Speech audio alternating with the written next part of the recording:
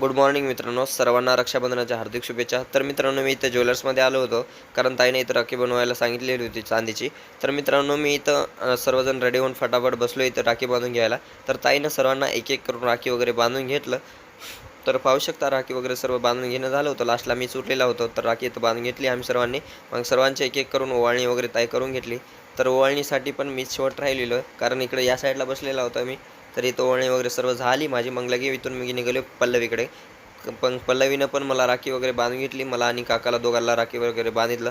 बांधणं झाल्यावर मग आमची ओवाळणी करू लागली. तर पाहू शकता मी कसं महाराजासारखं बसून ओवाळणी करून घेतलं. मग या ताईकडं पण आलो आहे, राखी बांधून घेतलो आहे.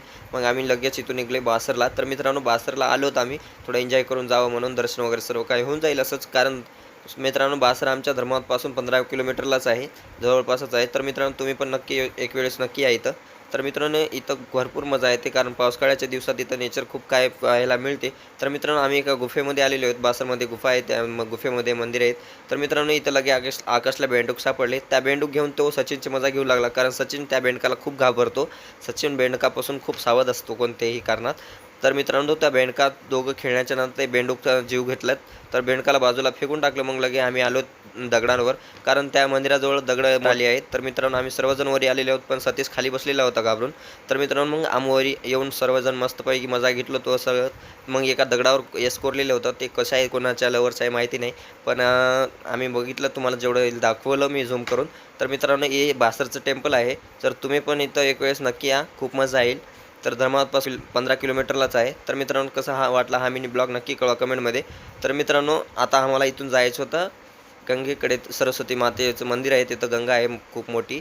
तर तिथं जायचं होतं आम्हाला, एन्जॉय वगैरे करायचं होतं. तर इथं थोडं काही क्लिप वगैरे घेतलं मी. सर्वजण फोटो काढायला बसले होते, पण मी तो व्हिडिओ चालू केला. मी सर्वांना माहीत झालं. मग हात वगैरे करू लागले.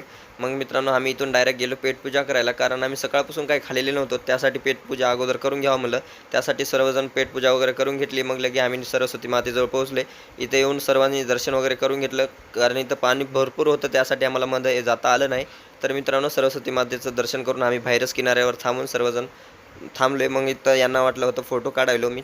तर मित्रांनो, आम्ही इथं फोटोज व्हिडिओज वगैरे काढून घेतलं आणि मस्त मजा केली. तर मित्रांनो, आजचा दिवस आमचा तर खूप चांगला गेला. तुमचा कसा गेला हे कमेंटमध्ये नक्की कळवा. आणि बोर अचानकमध्ये चालू झाल्यामुळे पाईप असं सापासारखं करू लागलं होतं, आणि इथले शॉवर वगैरे अचानकमध्ये चालू झाले सर्व काही.